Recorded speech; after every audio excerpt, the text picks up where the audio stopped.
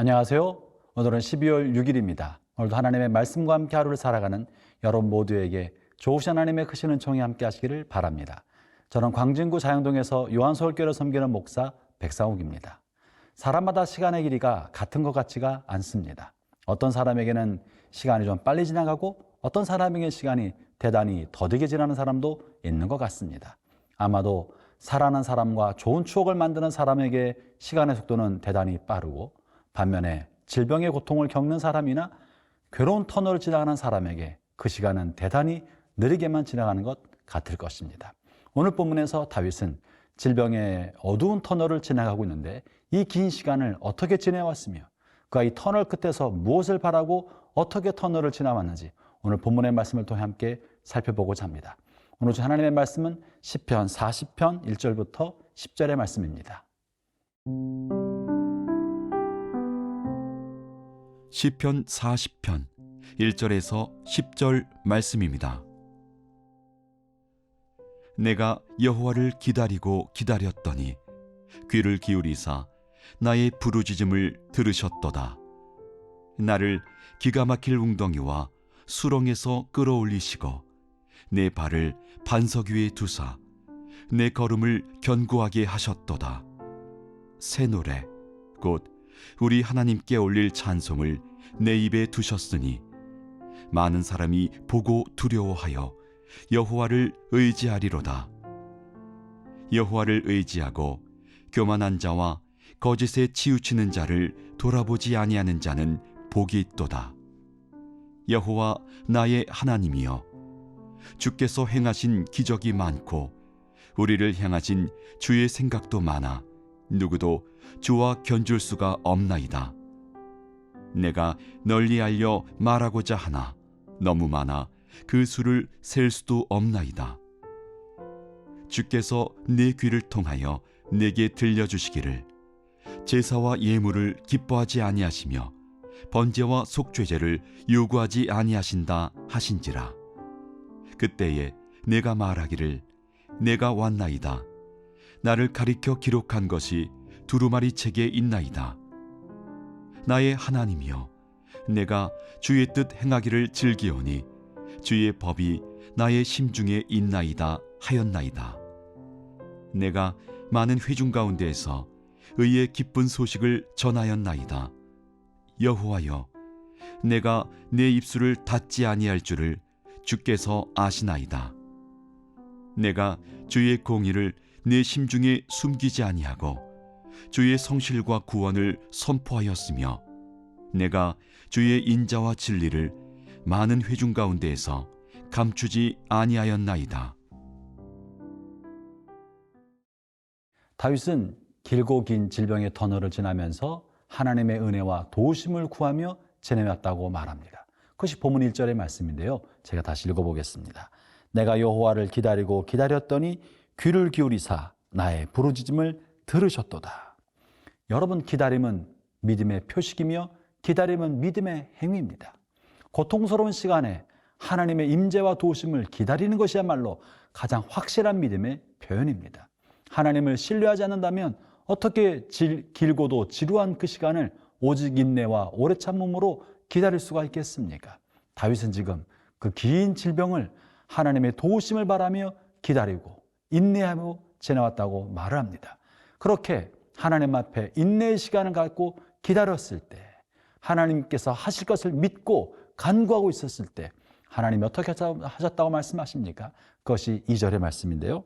나를 기가 막힌 웅덩이와 수렁에서 끌어올리시고 내 발을 반석 위에 두사 내 걸음을 견고하게 하셨도다. 여러분이요, 하나님께서는 기다리는 그 사람에게 결코 상처와 실망감을 주지 않으십니다. 하나님은 기다리는 사람을 반드시 도우시며 그리고 자신을 향해 도움의 손을 내미는 사람을 모른 척하지 않으시는 것입니다. 오늘 본문에서도 끝을 알 수 없는 깊은 웅덩이와 수렁에서 하나님 그를 끌어올려 주셨다고 말하고 있지 않습니까? 그러면 다윗은 이런 기가 막힌 웅덩이, 끝을 알 수 없을 만한 질병의 긴 터널을 속에 있을 때 하나님을 바랬고 하나님이 그를 끌어올리시자 그는 자신을 건지시고 회복시킨 하나님에 대한 감사와 감격의 찬양이 넘쳤던 것입니다. 사랑하는 형제자매 여러분, 저는 오늘 이 말씀을 듣는 모든 여러분에게도 기다림의 끝에 하나님의 응답의 체험이 있기를 축원합니다. 다윗은 이 응답의 체험을 노래로 표현하고 있는데요. 3절이 그러한 것입니다. 새 노래 곧 우리 하나님께 올릴 찬송을 내 입에 두셨으니 많은 사람이 보고 두려워하며 여호와를 의지하리로다. 어떤 사람이 하나님 앞에 감격적 찬양을 드릴 수 있습니까? 어떤 사람이 찬양을 자신의 고백으로 부를 수 있습니까? 그것은 체험 있는 사람입니다. 하나님의 은혜를 체험한 사람, 기도응답을 체험한 사람, 하나님께서 살아계셔서 나를 도우시는 것을 체험한 사람만이 하나님께 드리는 찬양을 자신의 고백으로 감격 속에서 부를 수 있는 것입니다. 저는 여러분의 삶에도 다윗같이 이런 체험이 있기를 바랍니다. 다윗은 이처럼 위기에 빠졌을 때 하나님만 바라보았기 때문에 하나님의 도우심을 얻을 수 있었습니다. 반면에 어떤 사람은 위기에 빠졌을 때 그 사람 주변에 찾아오는 거짓 선지자들, 교만한 사람들, 허세와 허영에 사로잡혀서 무언가 거짓된 도움을 줄 것처럼 말하는 사람들이 주변에 있기 마련입니다. 오늘 본문 4절에서는요, 이렇게 말합니다. 여호와를 의지하고 교만한 자와 거짓에 치우친 자를 돌아보지 아니하는 자는 복이 있도다. 내가 어려움에 처했을 때 거짓된 약속이나 허황된 말로 우리를 미혹하거나 현혹시킨 사람에게 마음을 주지 않기를 바랍니다. 여러분이요, 힘들고 어려울 때라도 사람을 의지할 것이 아니라 그럴 때일수록 하나님을 더욱더 의지해야 된다고 말하고 있는 거예요. 위기야말로 하나님의 은혜를 경험할 수 있는 기회입니다. 위기 때 사람을 의지하는 사람은 실족하지만 위기 앞에서 하나님만 바라보고 하나님을 의지하는 그 사람은 하나님의 도움을 얻어서 마침내 하나님 앞에 감격적 찬양을 간증으로 드리는 그날이 오게 될 것입니다. 다윗은 지금 그런 노래를 하고 있습니다. 형제자매 여러분, 하나님 앞에 기다립시다. 오래 참고 인내하며 하나님의 역사하심을 믿음으로 바라봅시다. 그럴 때 하나님이 반드시 자기를 찾는 자를 도우셔서 소원의 항구로 인도해 주실 것입니다.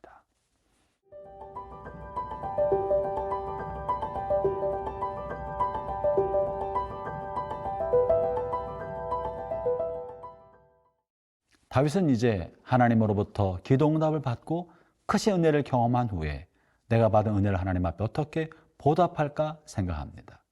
천천의 강수 같은 수양의 기름으로 하나님 앞에 갚을까? 제사를 드려 하나님 앞에 보답할까?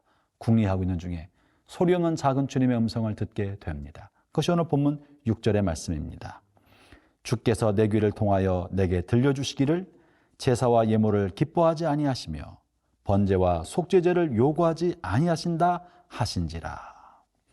여러분, 우리가 흔히 생각할 때 하나님 앞에 받은 은혜를 갚는 방법으로 감사 예물을 드릴 것을 생각합니다. 혹은 이전에 서원했던 것을 감득 갚거나 하나님 앞에 약속했던 율법을 혹은 율법적 어떤 규례를 잘 지키는 것으로 나의 신앙생활을 결단하기도 합니다. 그러나 하나님께서 오늘 다윗에게 요구하는 것이 무엇입니까? 그것은 어떤 예물이나 혹은 제사, 주일 성수나 형식적인 주일 성수나 또 어떤 복을 바라는 예물을 드림이 아니라 하나님은 다윗 자신을 요구하고 계신 것입니다. 하나님이 다윗을 원한다는 건 무엇입니까? 다윗의 마음속에 하나님을 향한 진실한 사랑, 하나님을 향한 마음 깊은 헌신, 그리고 하나님의 뜻을 좋아하는 삶을 원하시는 것입니다. 그것이 이제 이렇게 표현됐는데요. 7절, 8절에 이렇게 말합니다. 그때 내가 말하기를 내가 왔나이다. 나를 가르쳐 기록한 것이 두루마리책에 있나이다. 나의 하나님이여, 내가 주의 뜻 행하기를 즐기오니 주의 법이 나의 심중에 있나이다 하였나이다. 여러분이 하나님 우리를 향해 기뻐하시는 것이 무엇입니까? 그것은 예물이 아닙니다. 형식적인 예배가 아닙니다. 그저 무언가 얻기 위한 감사의 제물이 아닙니다. 그것은 하나님께서 참으로 우리가 원하시는 그것은 우리의 마음이 담긴 순종인 것입니다. 하나님의 말씀에 대한 순종인 것이요, 주의 법을 따르는 것을 좋아하는 것입니다. 여기서 말하는 순종은 다만 율법적으로 무엇을 따라서 행하는 것을 의미하는 것이 아니라 마음 깊이 하나님의 법을 따르기를 좋아해서 따라가는 것을 의미합니다. 그래서 본문에서 이렇게 표현한 거예요. 내가 주의 뜻을 행하기를 즐깁니다. 주의 뜻을 따르고 하나님의 말씀에 순종하는 것이 나에게는 좋습니다. 좋아하는 일입니다. 즐거워합니다. 여러분, 이것이 참다운 순종입니다. 형제자매 여러분, 어떤 사람들은 말하기를 예수 믿기가 힘들다고 말합니다. 신앙생활 잘하는 것이 어렵다고 말합니다. 왜 하나님의 말씀대로 사는 것이 어려운 일입니까? 그것은 하나님의 말씀과 하나님을 좋아하는 것보다 내가 더 좋아하는 것이기 때문에 그러한 것입니다. 내가 하나님의 마음을 기쁘게 해드리고 하나님을 사랑하여 그 뜻대로 행하는 것보다 내 마음이 원하는 다른 무언가가 내 마음을 사로잡고 있기 때문에 이것을 버리고 하나님의 뜻대로 하려 하니까 힘들고 고통스럽고 무거운 짐이라고 말하는 것입니다. 그러나 여러분이요, 하나님께서 여러분을 사랑하시되 그 아들 독생자 예수님의 생명을 내어주심처럼 여러분을 사랑하셨고 그것이 정말 사실이고 하나님의 아들의 죽음을 통하여 여러분이 구원받은 것이 정말 사실이라면 저나 여러분이 하나님을 위해서 무엇을 한들 그것을 희생이라고 말할 수 있겠습니까? 무엇을 한들 그것을 어려운 일이라고 말할 수 있겠습니까? 우리의 생명을 다시 살리게 해주시고 우리의 생명을 건져주신 분 앞에 우리가 무엇을 드리는지 아까운 일이 되겠습니까? 형제자매 여러분, 순종은 어려운 일이 아닙니다. 하나님의 말씀대로 사는 것은 무거운 짐이 아닙니다. 이 모든 것은 하나님을 참으로 사랑하고 그분을 참으로 좋아하는 이에게는 이 모든 것은 순적한 일이고 쉬운 일이고 즐거운 일이 될 것입니다. 저는 오늘 이 다윗의 시편 40편을 통하여 저와 여러분의 마음속에 다윗의 이 마음, 하나님이 나의 기도를 들으시고 나를 아시는 그분을 향하여 내가 그분의 법을 따르는 것을 즐거워하며 살아가는 그런 삶이 저 여러분의 삶에도 깊게 맺혀지기를 바랍니다.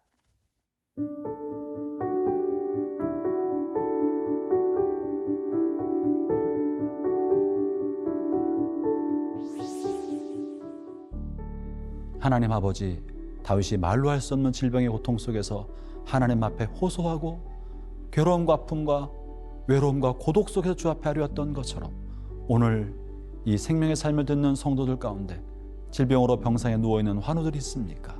주님 그들의 고통을 아시고 찾아가시며 치료하시고 위로하시고 다시 한번 새 생명의 힘을 얻을 수 있게 하여 주옵소서. 또 하나 홀로 죄악으로 말미암아 마음과 육신이 고통을 겪고 사회적으로 인간관계가 단절된 사람이 있습니까? 자신의 죄를 깨닫고 돌이켜 회개하여 새 생명을 얻고 새 힘을 얻을 수 있도록 은혜를 베풀어 주옵소서. 예수님 이름으로 기도합니다. 아멘.